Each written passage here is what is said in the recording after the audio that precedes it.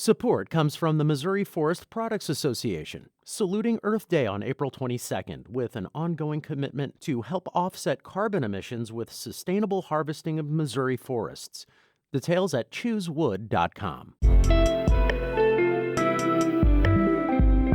From the St. Louis Public Radio Newsroom, this is The Gateway. It's Wednesday, October 7th. I'm Wayne Pratt. Small business owners in the St. Louis area are struggling to stay open as the pandemic drags on. I bounce back between closing and not closing, and some weeks are just like, all right, more shutdowns, more restrictions. In just a few minutes, St. Louis Public Radio's Corinne Ruff speaks with small business owners wrestling with whether to close permanently. The couple who pointed guns at protesters on a private Central West End street in June are facing new felony charges. 5 on Your Side reports a St. Louis grand jury has indicted Mark and Patricia McCloskey on a single count each of tampering with evidence. The grand jury also backed Circuit Attorney Kim Gardner's charges of exhibiting a weapon, which is a low-level felony. There was no immediate explanation for the tampering with evidence accusation. Gardner first sought the weapons charges against the McCloskeys in July, a decision that brought immediate backlash from President Donald Trump and others. The Missouri Supreme Court has heard oral arguments in a lawsuit challenging the state's requirement for mail-in ballots to be notarized. The NAACP and League of Women Voters wants all ballots, regardless of whether they've been notarized, to be counted in November's election.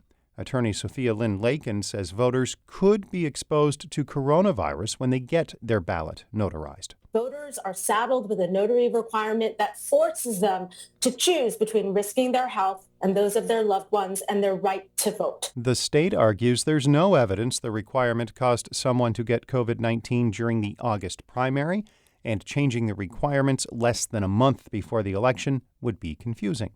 In Missouri, there's a difference between mail-in and absentee ballots. If you are requesting an absentee ballot because you're in an at-risk category for contracting coronavirus or you're confined due to illness or disability, you do not need a notary. St. Louis area advocates for people with felony convictions want to make sure those who have served their probation are able to vote. St. Louis Public Radio's Andrea Henderson reports. Angela McCurry has never been in prison, but some of her family members have. She listened to their stories of how poorly they were treated. That made her want to help formerly incarcerated people learn about the voting process. McCurry is a member of the St. Louis chapter of All of Us or None. The organization works to restore civil rights to people who serve time in prison. She wants to make sure they can vote because that could help those behind bars. For me, it's really a heartfelt just for our people in general because we have such a high population in prison and we need to get involved. McCurry says allowing formerly incarcerated people to vote could lead to more humane policies in prisons. I'm Andrea Henderson, St. Louis Public Radio. The St. Louis Symphony Orchestra says musicians will return to Powell Hall this month for the first time since the venue closed because of coronavirus. As St. Louis Public Radio's Jeremy Goodwin reports, audience size will be limited. Powell Hall has been closed to audiences since orchestra leaders began postponing concerts in March because of the coronavirus. That will change on October 15th, when musical director Stéphane Deneuve leads a concert for an audience of 100. The orchestra will be cut in half to about 40 musicians to allow for social distancing on stage. Vice President and General Manager Eric Finley says the city-approved safety plan calls for no intermission or food and beverage service. It's a 76-page plan that looks under every single rock and every single aspect of what we do to make sure that there are no gaps in our safety protocols. Orchestra leaders plan 6 weeks of concerts under these conditions and then will determine how to move forward. I'm Jeremy Goodwin, St. Louis Public Radio. It's gonna be a bright, sunshiny day. The pandemic has forced tens of thousands of small businesses throughout the country to close permanently. Some owners have stayed open, weathering shutdowns, new restrictions, and fewer customers over the last 6.5 months, and there's still no end in sight. St. Louis Public Radio's Corinne Ruff spoke with several local small business owners about the difficult decision between closing permanently or risking an uncertain future. This is the single biggest disruption to the brewing industry since Prohibition. My name is Stuart Keating. I am the co-founder and co-owner of Earthbound Beer on Cherokee Street. And I'm here with my son Merlin, who is a little over 6 months old and overdue for nap time. My name is Sue Lupker, and this is my husband Marty. And we are the owners of the Feasting Fox restaurant.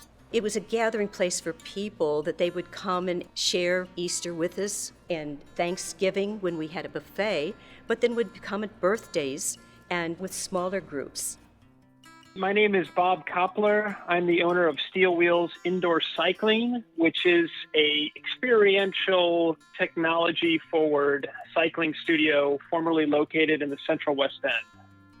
Well, my name is Mike Evans. I'm the owner of Down to Play Entertainment, LLC. I would describe my company as a one-stop shop, I would say. You can get a DJ, you can order some cookies, you can get the party bus.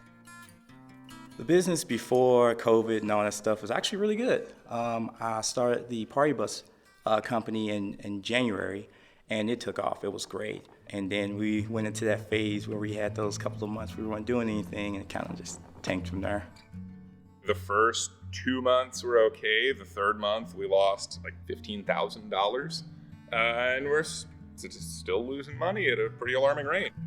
Studio cycling is all about butts and seats, right? Like you got to fill the bikes just due to the virus and due to the restrictions that the city of St. Louis has placed on us, which are understandable. It just doesn't make it feasible for us to operate the concept.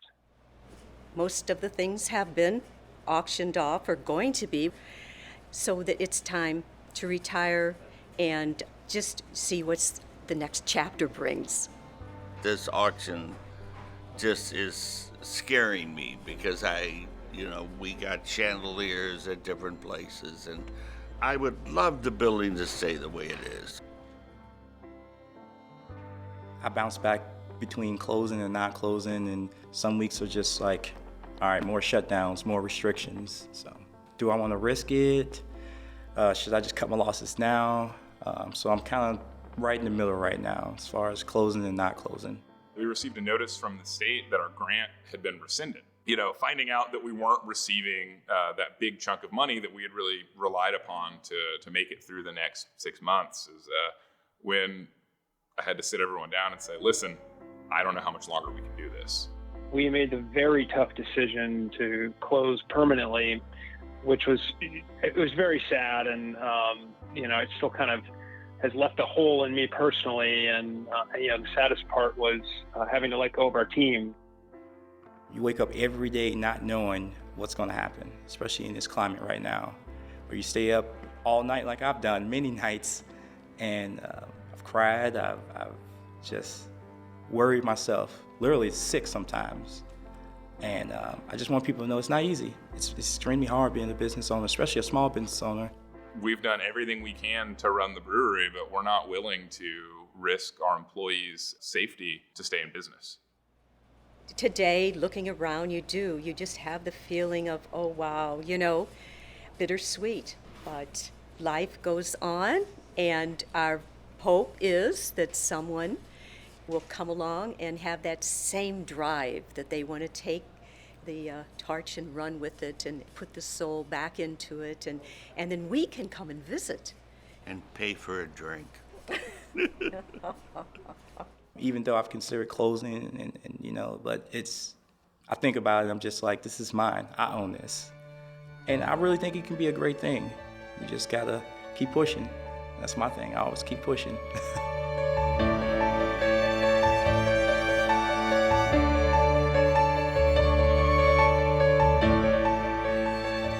Our Maria Altman edited that report. Shula Newman is the executive editor of St. Louis Public Radio. Music today by Ryan McNeely of Adult Fur, Johnny Nash, and Eddie Van Halen. We are honoring Nash and Van Halen, who both died yesterday. I'm Wayne Pratt. From the St. Louis Public Radio Newsroom, this has been The Gateway. Support comes from the Missouri Forest Products Association, saluting Earth Day on April 22nd with an ongoing commitment to help offset carbon emissions with sustainable harvesting of Missouri forests. Details at choosewood.com.